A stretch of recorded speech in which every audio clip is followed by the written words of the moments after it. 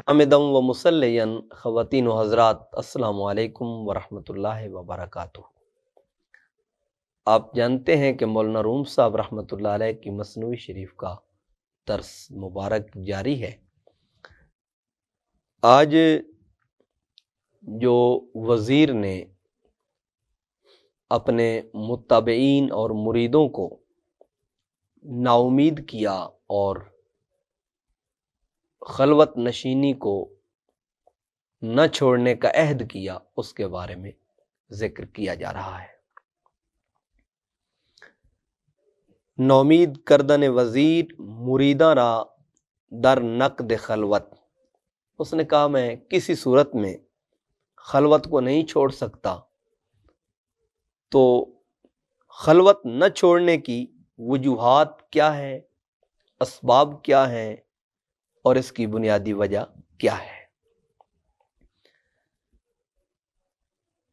اس وزیر نے اپنی اس تنہائی والی جگہ کے اندر سے اپنے متابعین کو پکار کر کہا کہ میری طرف سے تمہیں یہ معلوم رہنا چاہیے کہ جس مقام پہ میں پہنچ چکا ہوں اور جس مقام پہ میں موجود ہوں، اس کی بنیادی وجہ کیا ہے۔ میں آج خود یہاں نہیں آیا اور میں اپنی مرضی سے یہاں تنہائی اور خلوت نشینی کو اختیار کرنے والا نہیں تھا۔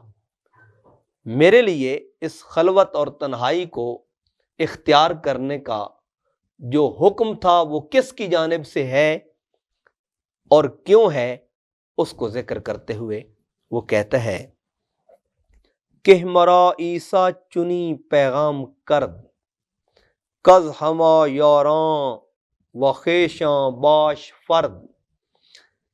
کہا کہ مجھے حضرت عیسیٰ علیہ السلام نے ایسا پیغام دیا ہے کہ تمام دوستوں اور اپنوں سے الگ ہو جاؤ۔ چونکہ وہ عیسائی تھے اور عیسیٰ علیہ السلام کے ماننے والے تھے، اس لیے اس نے جو حوالہ دیا وہ موسیٰ علیہ السلام کا نہیں دیا، حالانکہ وہ یہودی تھا۔ چونکہ ان کی اس سے مانوسیت تھی، وہ اس کے متبع حضرت عیسیٰ علیہ السلام کی وجہ سے بنے تھے، اس لیے اس نے جواباً انہیں کہا کہ حضرت عیسیٰ علیہ السلام نے مجھے یہ حکم دیا ہے اور پیغام دیا ہے کہ تمام دوستوں سے اور اپنے آپ سے الگ ہو جاؤ۔ آپ اگر قرآنک اسلوب دیکھیں تو وہ یہی ہے کہ جب انسان اس کے قرب کا خواہاں ہوتا ہے اور اس کا طالب بنتا ہے، تو پھر انسان کے لیے جو ایک بنیادی اصول ہے اور انسان کے لیے جو ایک بنیادی راستہ ہے وہ یہ ہے وَتَبَتَّلْ إِلَيْهِ تَبْتِيلًا، ہر چیز سے کٹ کر اسی سے مشغول ہو جائے، اسی کی جانب مصروف ہو جائے اور اس کی محبت کو اپنے سینے میں، اپنے دل و دماغ میں بٹھا کے اس کی جانب رجوع کرے۔ لہذا اس نے جواباً یہی کہا، روئے در دیوار کن تنہا نشین، وز وجود خیش ہم خلوت گزین۔ گوشہ نشین بن اور اکیلا بیٹھ۔ اس نے اپنے پیروکاروں کو کہا کہ یہ مجھے کس نے حکم دیا؟ حضرت عیسیٰ علیہ السلام نے۔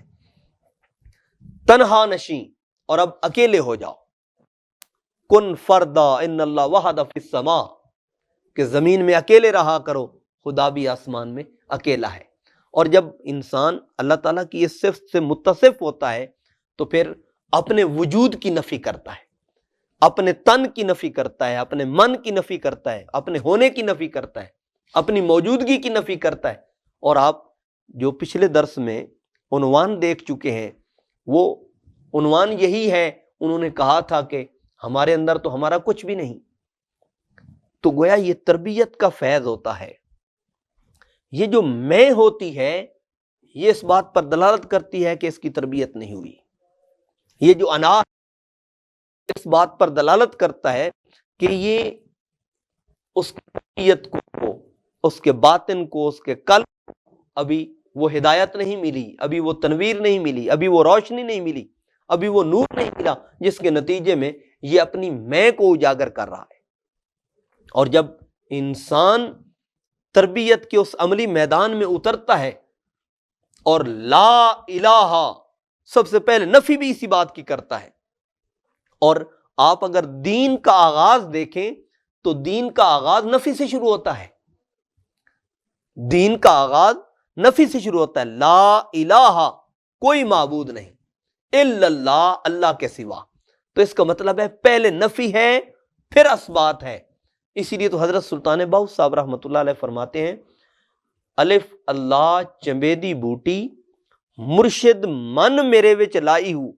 جب مرشد نے وہ پودا میرے من میں لگایا اللہ کے نام کا، اسم اعظم کا، تو اس کا فیض جب ملا تو پھر کیا ہوا؟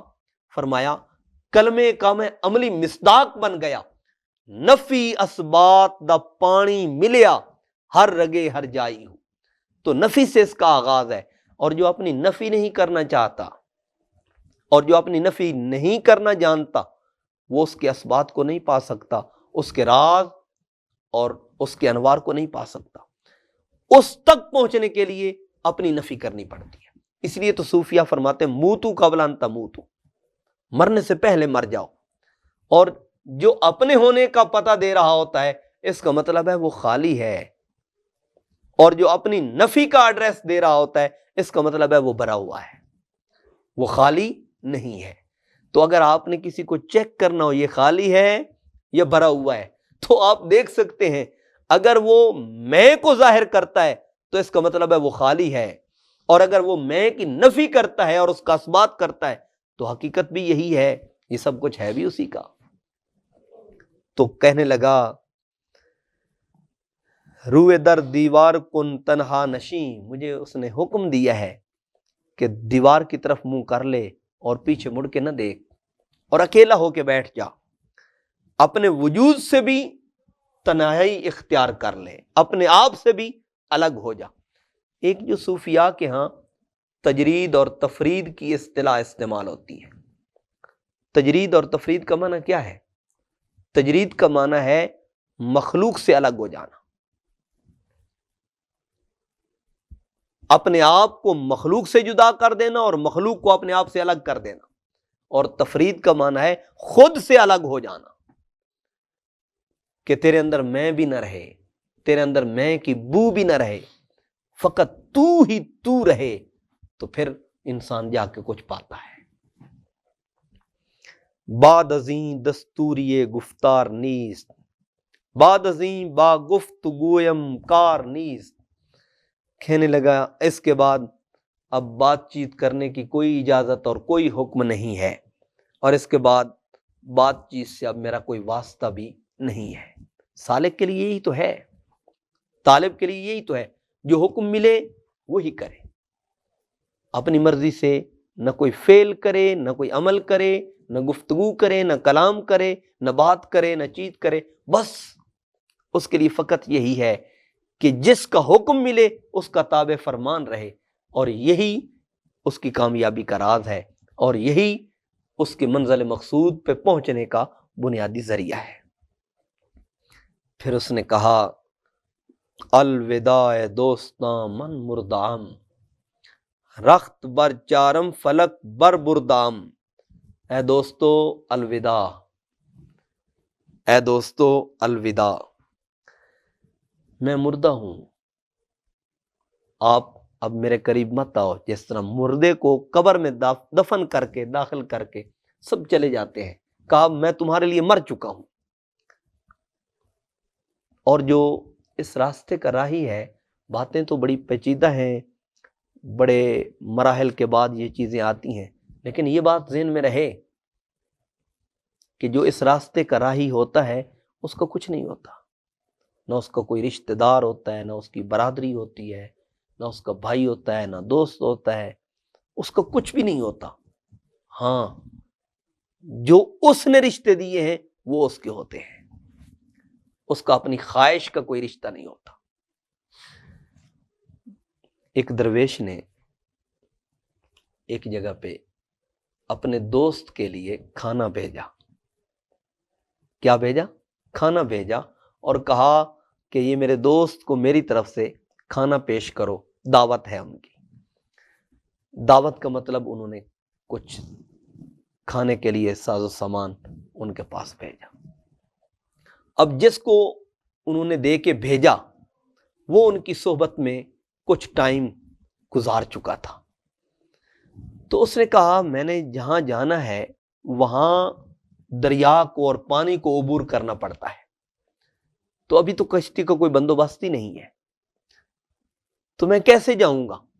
اس نے کہا کہ پانی کو جا کے کہنا کہ مجھے اس نے بھیجا ہے جس نے ابھی تک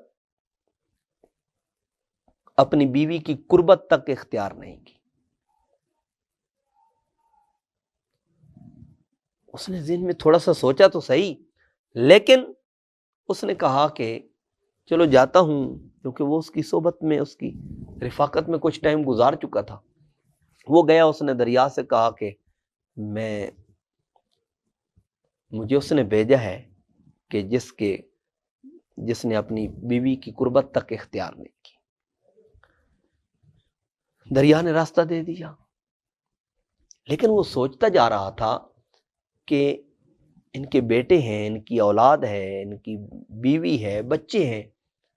مگر وہاں پہ جب پہنچا اس مقام پہ اور اس جگہ پہ، تو وہاں پہ پہنچ کے اس نے کہا، پیش کیا کھانا، انہوں نے کھا لیا، اور واپس جب آنے لگا تو اس نے بتایا کہ مجھے میرے شیخ نے بھیجا تھا آپ کے لیے یہ کھانا دے کر.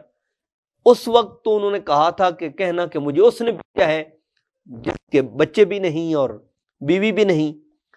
اب میں کیا کہوں گا جا کے پانی کو، کشتی تو نہیں ہوگی. اس نے کہا دریا کو کہنا مجھے اس نے بھیجا ہے جس نے زندگی میں کبھی کھانا نہیں کھایا. تو وہ بہت زیادہ حیران ہوا کہ میں ابھی کھانا لے کے آیا ہوں، میرے سامنے بیٹھ کے انہوں نے کھانا تناول کیا ہے، کھایا ہے، اور کہہ رہے ہیں کہ اس نے بھیجا ہے جس نے کبھی کھانا نہیں کھایا. پر کیف وہ راستے پہ ہو لیا اور دریا کے کنارے پہنچا تو اس نے وہی کلمات ادا کیے تو دریا نے راستہ دے دیا اور وہ چل پڑے. جب واپس پہنچے تو شیخ نے فرمایا واپس آ گئے ہو، دوست کو پیش کیا تھا جی، کیا تھا، انہوں نے سلام دیے تھے. تو ساتھ انہوں نے کہا حضور ایک عرض ہے اگر آپ اجازت دیں. تو انہوں نے فرمایا پوچھو کیا پوچھنا چاہتے ہو. اس نے کہا آپ نے بھیجا تھا اور فرمایا تھا کہ کہنا اس نے بھیجا ہے جس کے بیوی بچے نہیں ہیں، اور انہوں نے واپسی آتے ہوئے کہا تھا کہ کہنا اس نے بھیجا ہے جس نے زندگی میں کبھی کھایا پیا نہیں، حالانکہ میرے سامنے کھایا پیا ہے، اور آپ کے بچے بھی ہیں، آپ کی اولاد بھی ہے.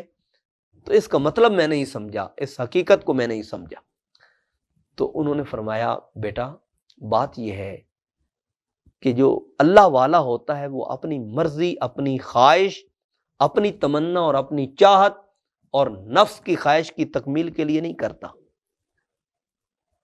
وہ رب کی رضا کے لیے کرتا ہے، جو وہ چاہتا ہے وہ کرتا ہے. لہذا میں نے بھی کبھی اپنی خواہش سے کچھ نہیں کیا اور اس نے بھی کبھی اپنی خواہش سے کچھ نہیں کیا، تو ہم جو کچھ کرتے ہیں اس کی رضا اور اس کی منشا کے عین مطابق کرتے ہیں. تو اس لیے اللہ تبارک و تعالیٰ نے ہمارے اوپر اس چیز کو آشکارا فرمایا ہے.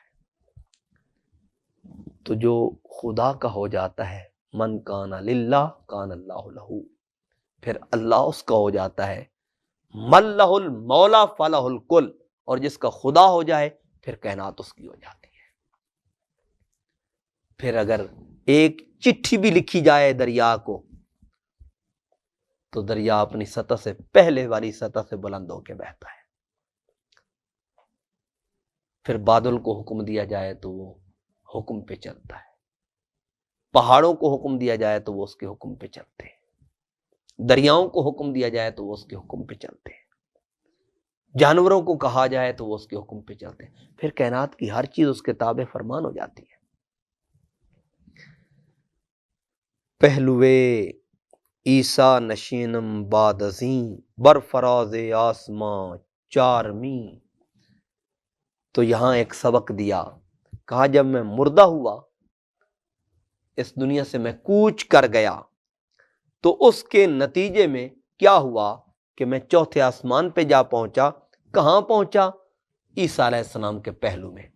کہا محبوب تک اگر پہنچنا ہو تو پہلے اپنی نفی کرنی پڑتی ہے، مٹا دے اپنی ہستی کو اگر کچھ مرتبہ چاہیے، کہ دانا خاک میں مل کر گل و گلزار ہوتا ہے۔ دانا جب تک خاک میں اپنی ہستی کو مٹاتا نہیں تب تک گل گلزار نہیں بنتا۔ تو انسان جب تک اپنی میں کو، اپنی انا کو نہیں مارتا تو تب تک اپنے مالک و مولا تک رسائی نہیں حاصل کر سکتا۔ وما توفیقی الا باللہ۔